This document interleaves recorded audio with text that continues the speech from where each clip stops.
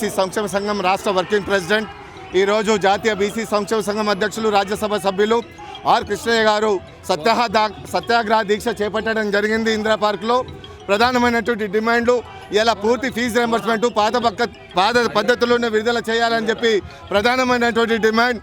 ఇక రెండవది వస్తే బీసీ హాస్టళ్ళు గురుకుల పాఠశాలకు సొంత భవనాలు కట్టాలని చెప్పి ఇక మూడవ డిమాండ్కి వస్తే ఇలా ఫీజు రియంబర్స్మెంట్తో పాటు స్కాలర్షిప్లు పక్క రాష్ట్రంలో ఆంధ్రప్రదేశ్లో మరి స్కాలర్షిప్లు 15,000 రూపాయలు ఇస్తున్నారు. ఇలా తెలంగాణ ధనిక రాష్ట్రం, ఉన్నతమైనటువంటి భారతదేశంలోనే ఒక గొప్ప రాష్ట్రమైనటువంటి తెలంగాణలో ఇలా బీసీ ఎస్సీ విద్యార్థులకు 5,500 ఇస్తున్నారు స్కాలర్షిప్లు. ఈ రాష్ట్ర ప్రభుత్వానికి సిగ్గుందా అని చెప్పి నేను ప్రశ్నిస్తున్నా. పక్క రాష్ట్రంలో లో బడ్జెట్ ఉన్నటువంటి రాష్ట్రం విద్యార్థులకు 15,000 ఇస్తే ఇలా ధనిక రాష్ట్రం విద్యార్థుల పక్షాన ఉంటున్నా అని చెప్పినటువంటి ముఖ్యమంత్రి రేవంత్ రెడ్డి గారు 5,500 ఎట్లా సరిపోతాయి విద్యార్థులకు అని చెప్పి నేను ప్రశ్నిస్తున్నా. ఇక అదేవిధంగా విద్యార్థుల ఫీజు రియంబర్స్మెంట్లు ఇలా కాలేజీ యాజమాన్యానికి చెల్లిస్తే విద్యార్థులు ఉన్నత స్థాయిలో చదువుకొని ఒక గొప్ప స్థాయికి వెళ్ళగలుగుతారు. ఒక కలెక్టర్, ఒక ఎంఆర్ఓ, ఒక ఆర్డీఓ, అదేవిధంగా ఒక గ్రూప్ 1 ఆఫీసర్, ఒక గ్రూప్ 2 ఆఫీసర్ కావడానికి అవకాశాలు ఉన్నాయి. కానీ విద్యార్థుల అకౌంట్లో వేయడం వల్ల విద్యార్థులు ఖర్చు పెట్టిన తర్వాత కాలేజ్ యాజమాన్యానికి కట్టేయకపోతే ఇలా తల్లిదండ్రులు కట్టలేనటువంటి దుస్థితిలో ఉన్నారు. ఇలా సర్టిఫికెట్లు కోర్స్ అయిపోయిన తర్వాత మరి హై స్థాయికి వెళ్ళాలని చదువుకోవాలంటే కాలేజీలు సర్టిఫికెట్లు ఇవ్వదు. ఇక రెండో విషయానికి వస్తే ఇలా పిల్లలు చదువుకున్న తర్వాత తల్లిదండ్రులు ఫీజులు కట్టలేక ఇలా ఆర్కెస్ట్రా పెట్టించినటువంటి ఒక గొప్ప ఫీజు రియంబర్స్మెంట్ ఇలా రాష్ట్రంలో 14 లక్షల మంది విద్యార్థులు చదువుకుంటున్నారు అంటే ఈ రాష్ట్రం ఆలోచన చేయాలి. ఇది ఒక గొప్ప యుద్ధం. ఇది అంటే ఒక పవిత్రమైనటువంటి యుద్ధం. ఇలా ఎస్సీ ఎస్టీ బీసీ ఓసీలు కూడా అగ్రకులాలు పేదవాళ్ళు చదువుకుంటున్నారంటే ఇలా స్థాయికి ఎదగగలుగుతున్నారంటే కృష్ణన్న గొప్ప ఆలోచన చేసి వైఎస్ రాజశేఖర రెడ్డితో కొట్లాడి ఈ రియంబర్స్మెంట్ పెట్టించినటువంటి ఘనత. ఏ రాష్ట్రంలో ఈ ఫీజు రియంబర్స్మెంట్ లేదు, ఆంధ్రప్రదేశ్ తెలంగాణలో మాత్రమే ఈ ఫీజు రియంబర్స్మెంట్ ఉంది. ఇలా గురుకుల పాఠశాలను చూస్తే ఏ రాష్ట్రంలో ఇంతగానం లేవు. ఇలా ప్రతి విద్యార్థి చదువుకొని ఉన్నత స్థాయికి వెళ్ళగలుగుతున్నాడు. ఇలా ఏ పన్నుల దగ్గరైనా, రోడ్లు వేసే వాళ్ళ దగ్గర, బిల్డింగ్లు కట్టే దగ్గర ఇంతకుముందు ఆంధ్రప్రదేశ్ వాళ్ళు, తెలంగాణ బిడ్డలు చాలామంది పనులు చేయడానికి ఉండేది. ఇప్పుడు ఏ పని దగ్గర చూసినా ఇలా ఛత్తీస్గఢ్, మహారాష్ట్ర, అదేవిధంగా ఒరిస్సా అక్కడ వచ్చినటువంటి లేబర్ ఇలా ఇక్కడ పనిచేస్తున్నారంటే దానికి కారణం ఇలా తెలంగాణ బిడ్డలో ఉన్నటువంటి ఉన్నత స్థాయికి చదువుకొని గొప్ప స్థాయికి వెళ్ళగలుగుతున్నారు. రాజ్యాంగ సవరణ చేసి రాజ్యాంగాన్ని సవరించేటువంటి స్థాయిలో ఎదగగలుగుతున్నారంటే దానికి కారణం ఈ ఫీజు రియంబర్స్మెంట్ ఉండడం వల్ల. కానీ ఈ ఫీజు రియంబర్స్మెంట్ని రాష్ట్ర ప్రభుత్వం ఎక్కడికక్కడ తొక్కిపెట్టి ఇలా రూపు మాపాలు లేకుండా ఇలా చేసే ప్రయోగాలు చేస్తుంది. బిడ్డ మీరు జీవో నంబర్ 8-9 రద్దు చేయాలి, రికవరీ యాక్టింగ్ అనేది రద్దు చేయాలి, పాత పద్ధతిలో విద్యార్థులకు ఫీజు రియంబర్స్మెంట్ కొనసాగించాలి. లేని పక్షంలో రాష్ట్ర వ్యాప్తాన్ని దిగ్బంధం చేస్తాం. 14 లక్షల మంది చలో ప్రగతి భవన లేకపోతే సెక్రటరేటా, సీఎం క్యాంప్ ఆఫీస్ ముట్టడించడానికి సిద్ధంగా ఉన్నాం. విద్యార్థులు అంటే ఆచమాసన నిరుద్యోగులు 2 లక్షల ఉద్యోగాలు వేస్తున్నాం. ఎక్కడ పోయినా ఈ రాష్ట్రంలో ఉన్నటువంటి 2 లక్షల ఉద్యోగాలు ఇలా 42 శాఖలలో, ప్రభుత్వ శాఖలలో ఖాళీ కుర్చీలు పడ్డాయి. ఇలా 33 జిల్లాలలో ఇలా ప్రజల వాళ్ళకు పాలన అందాలంటే ఇలా 33 జిల్లాలలో అన్ని శాఖలలో ఉద్యోగాలు భర్తీ చేయాలని చెప్పి రాష్ట్ర ప్రభుత్వం ఆలోచన చేస్తే ఇలా తెలంగాణ రాష్ట్ర ప్రభుత్వం వచ్చినాక కాంగ్రెస్ ప్రభుత్వం ఇలా విద్యాశాఖ కూడా ముఖ్యమంత్రి రేవంత్ రెడ్డి దగ్గర పెట్టుకొని ఇలా విద్యార్థులను చెలగాటమాడుతుంది, వాళ్ళ జీవితాలతో చెలగాటమాడుతుంది. విద్యార్థుల జోలికి వస్తే బిడ్డ ఖబర్దార్ ఎక్కడికక్కడ బంద పెడతామని చెప్పి హెచ్చరిస్తున్నాం.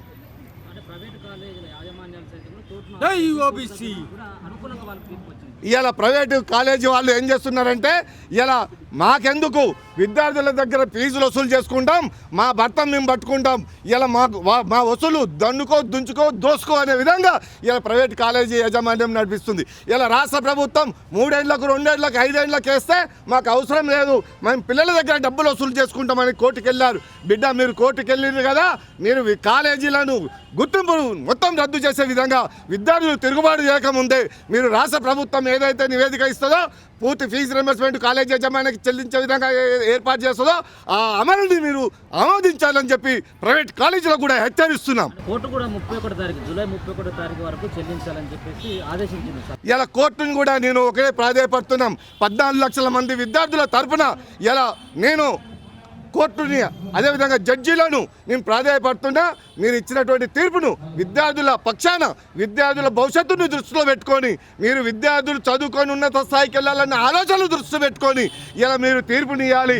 కాలేజీ యాజమాన్యాల తొత్తుగా కావద్దు, ఇలా ప్రజాప్రతినిధులకు తొత్తుగా కావద్దు, ప్రజల పాలనలో ప్రజల భాగస్వాములై ఇలా కోర్టు వ్యవహరించాలని చెప్పి కోర్టుకు నేను ధన్యవాదాలు కృతజ్ఞతలు తెలియజేస్తున్నా. కావాల్సినటువంటి ఫీజు బకాయిల మీద ఈరోజు ఆర్ కృష్ణ ఆధ్వర్యంలో ఇందిరా పార్క్ వద్ద సత్యాగ్రహ దీక్ష మరి ఆర్ కృష్ణ చేపట్టడం జరుగుతుంది.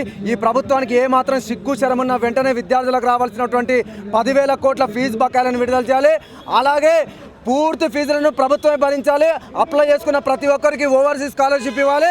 అలాగే సంక్షేమ హాస్టల్లో మెరుగైన వసతులు కల్పించాలి. సంక్షేమ హాస్టళ్లకు సొంత భవనాలు కల్పించాలని చెప్పి ఈ ప్రభుత్వాన్ని డిమాండ్ చేసిన లేని ఏడల పెద్ద ఎత్తున ఆర్ కృష్ణ ఆధ్వర్యంలో మిలిటెంట్ పోరాటం చేసి సెక్రటరియట్ను తుక్కు వలగొట్టే వ్యవస్థ వస్తుంది. మీకేమో వేలాది కోట్ల రూపాయలు పెట్టి కట్టుకున్నటువంటి ఎంపీ భవనాలు, ఎమ్మెల్యే భవనాలు, సెక్రటరియట్, అలాగే ఫ్లైఓవర్లు కట్టుకోవడానికి లక్షల కోట్లు ఉంటాయి. మరి మొదటి దాని మోడే కడదాని కళ్యాణం అన్నట్టు ఉన్నదానికి దిక్కులేరు నాయన అంటే 4th సిటీకి లక్షల కోట్లు ఉంటాయి, మూసీ ప్రాజెక్టు లక్షల కోట్లు ఉంటాయి. అరే ముఖ్యమంత్రి విదేశాలకు ఢిల్లీకి పోయేందుకు 5-6 కోట్లు ఖర్చు పెడతానుకుంటే కానీ విద్యార్థులకు ఇస్తానికి ఈ ప్రభుత్వం దగ్గర డబ్బులు ఇవన్నీ నడుతున్నాం. విద్యార్థుల తడాకేందో చూపిస్తాం. ఖబర్దార్ రేవంత్ రెడ్డి.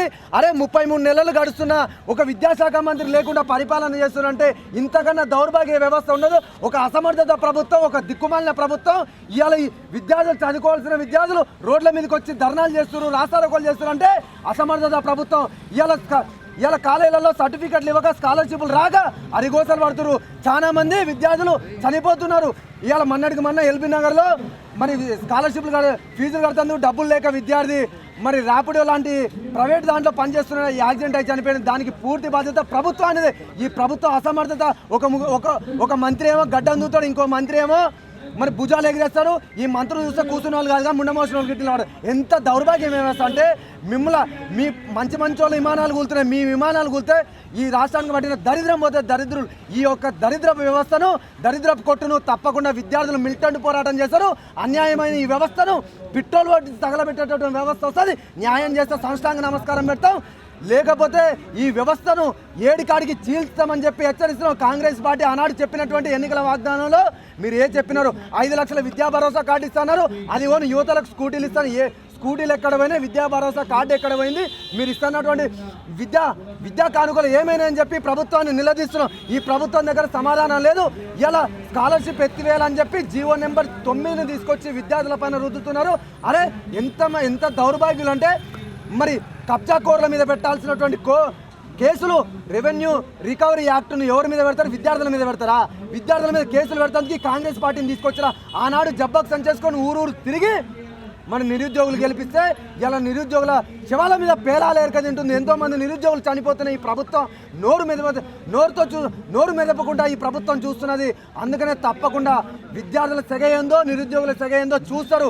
మంత్రులను ఎమ్మెల్యేలను ఉరికిచ్చి కొట్టేటటువంటి వ్యవస్థ వస్తుంది. తెలంగాణ ఉద్యమంలో ఇదే కాంగ్రెస్ నాయకులు ఏ విధంగా ఉరికించి కొట్టిరో అంతకు పెద్ద ఉద్యమం ఉంటుంది. ఈ భూమి మీద ఇప్పటికి 3 పెద్ద ఉద్యమాలు. ఒకటి బ్రిటిషర్ల మీద తిరగబడి, రెండవది మండల్ కమిషన్, మూడవది తెలంగాణ ఉద్యమం, 4వది జరగబోతుంది ఫీజు రిమెంట్ స్కాలర్షిప్ మీద పెద్ద ఎత్తున మిలిటెంట్ పోరాటాలు వస్తాయి.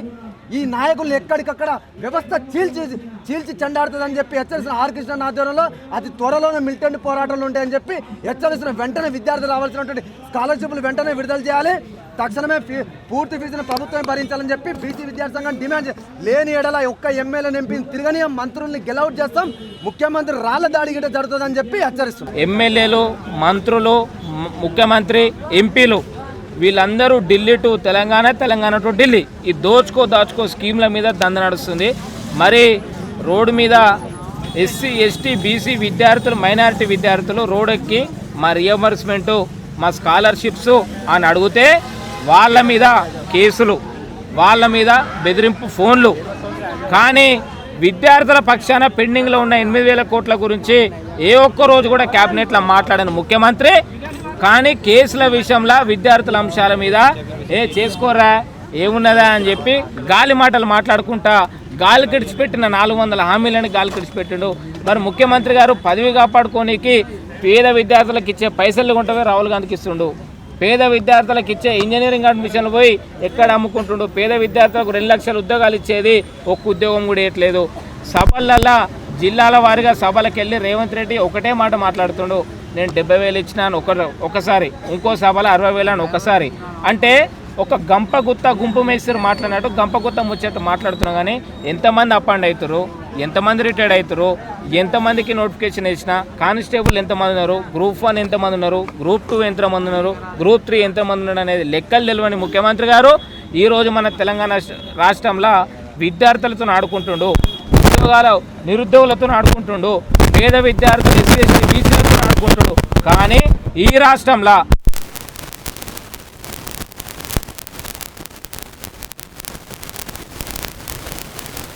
అప్పు దొరుకుతుంది, కానీ పేద విద్యార్థులకు డబ్బులు ఇవ్వనీకి అప్పులు లేవు, ఎవరు రూపాయి ఇస్తలేడు. నేను ఏం చేయాలి, దివాళి తీసిరు అని చెప్పి దిక్కుమాల మాటలు మాట్లాడుకుంటా, బట్టబాజు మాటలు మాట్లాడుకుంటా. ఒక్క నిండు సభల అసెంబ్లీలో ఏ ఒక్క ముఖ్యమంత్రి అన్నా ఉమ్మడి ఆంధ్రప్రదేశ్ ఉన్నప్పుడు కానీ తెలంగాణ రాష్ట్రంలో కానీ ఏ ముఖ్యమంత్రి అన్నా నోరు జారిండా? రేవంత్ రెడ్డి విద్యార్థుల నిరుద్యోగుల మీద నోరు జారిండు రాష్ట్రంలో.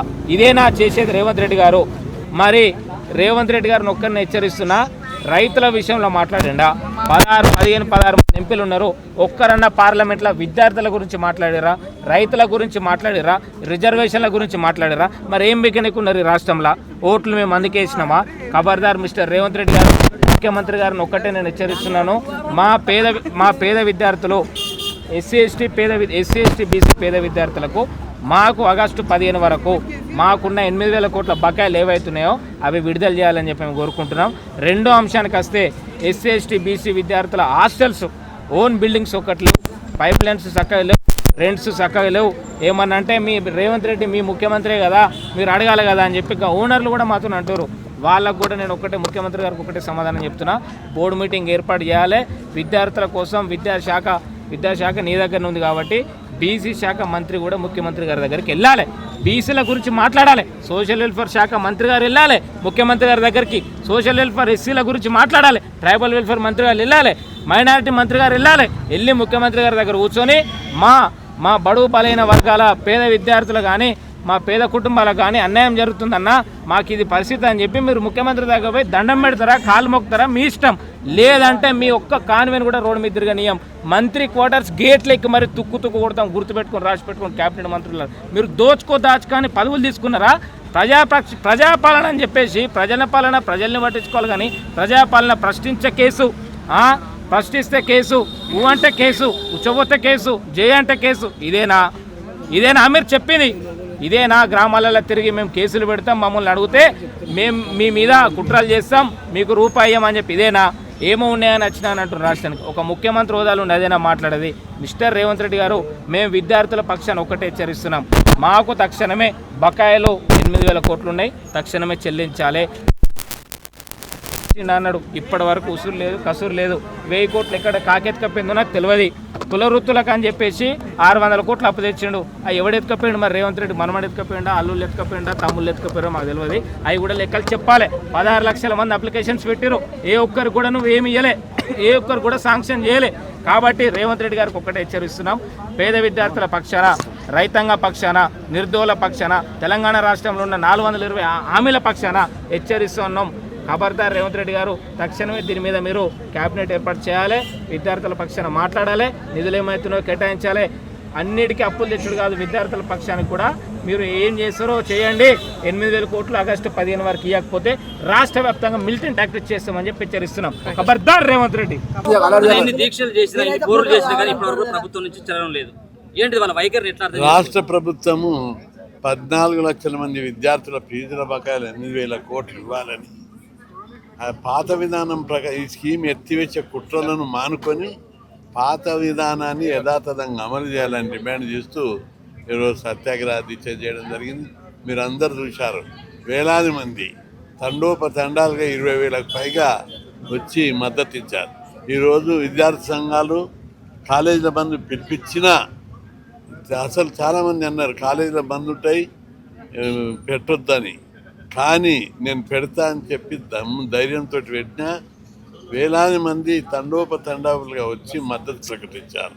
అదేవిధంగా అన్ని పార్టీలకు చెందిన నాయకులు, బీజేపీ, బీఆర్ఎస్ అన్ని పార్టీల నాయకులు వచ్చారు. ఇంత పెద్ద ఎత్తున స్పందన చూసైనా ప్రభుత్వం వెంటనే స్పందించాలి. బకాయిలు చెల్లించాలి. ముఖ్యమంత్రి ఇన్ని రోజుల నుంచి ఈ ఉద్యమం పెద్దగా నడుస్తుంటే స్పందించకపోవడం చాలా అన్యాయం, దుర్మార్గం. పిల్లలు ఏం అడుగుతున్నారు? ఎమ్మెల్యే టికెట్ అడిగిందా? ముఖ్యమంత్రి పదవి అడిగిందా? ఇంకా ఏమైనా ఎంపీ అడిగిర్రా? ఖాళీ ఫీజుల బకాయిలు. ఈ స్కీమ్ యథాతథంగా మేము చదువుకుంటాం. చదువుకుంటే చదవద్దంటావా అని? చదువుకుంటే కూడా ఓర్వరా? మీకు ముఖ్యమంత్రి చేయొచ్చు, మంత్రులను చేయొచ్చు, మీ కులాలకు భూస్వాములను చేయొచ్చు, కాలేజీలు పెట్టవచ్చు, ఫ్యాక్టరీలు పెట్టవచ్చు, ఫార్మసిస్టులు కావచ్చు. మా పిల్లలు చదువుకుంటే కూడా ఓరకపోవడం అనేది చాలా దుర్మార్గం. నేను 50 ఏళ్ళ నుంచి పోరాడుతున్నా. జనగాం వెంగళరావు నుంచి చూస్తున్న ముఖ్యమంత్రులు, ఏ ముఖ్యమంత్రి కూడా ఇంత దుర్మార్గంగా ప్రజా వ్యతిరేక, బీసీ వ్యతిరేక, విద్యార్థి వ్యతిరేక చర్యలకు పాల్పడలేదు. అఖిల పక్షాన్ని పెట్టు, మేధావుల సదస్సు పెట్టు, నీకు దీని మీద ఉన్న అభ్యంతరాలేంటిదో చర్చ చేయి. ఏం అభ్యంతరం లేదు, వీళ్ళు చదువుకోవద్దు, అది ఒకటే మీకున్న అభ్యంతరం. కాబట్టి వైఖరి మార్చుకో. మేము చదువుకుంటాం, మేమేం అడుగుతలేం. కాబట్టి మా చదువుకు అడ్డం వస్తే ఎవరిని వదిలిపెట్టాం. ఈ స్కీమ్ యథాతథంగా అమలు చేసేవారట మరింత మేలైన పద్ధతిలో. అంటే 10,000 ర్యాంకు తీసేసి ఆ పక్క రాష్ట్రమైన ఆంధ్రప్రదేశ్లో ఫుల్ ఫీజులు ఇస్తున్నారు. 10,000 ర్యాంకు లేదు. మళ్ళీ పైగా స్కాలర్షిప్ మనకు 5,000 ఇస్తున్నారు. పక్క రాష్ట్రంలో 15,000 ఇస్తున్నారు. అంత బ్రహ్మాండంగా అక్కడ లోటు బడ్జెట్ ఉన్న ఆంధ్రప్రదేశ్ ఇస్తుంటే మిగులు బడ్జెట్ ధనిక రాష్ట్రము. ఇక్కడేం రోగమైందని నేను అడుగుతున్నాను. 4 లక్షల కోట్ల అప్పులు తెచ్చావు. 8,000 కోట్లు అందులోకి వెళ్ళి ఇస్తే అయిపోయి. అప్పులు తెచ్చి ఎవరికి ఇచ్చిర్రు? మంత్రులు చేసిన కాంట్రాక్టర్లకు. మంత్రులే బినామీ కాంట్రాక్టర్లు. వేలకు వేల ఒక కాంట్రాక్టర్కి ఇచ్చిన డబ్బుతోటి ఇంత వేల లక్షల మందికి జీవితాలు బాగుపడతాయి. నువ్వు ఈ జనంతో పెట్టుకుంటే మాత్రం నీ పతనం తప్పదని హెచ్చరిస్తున్నావు.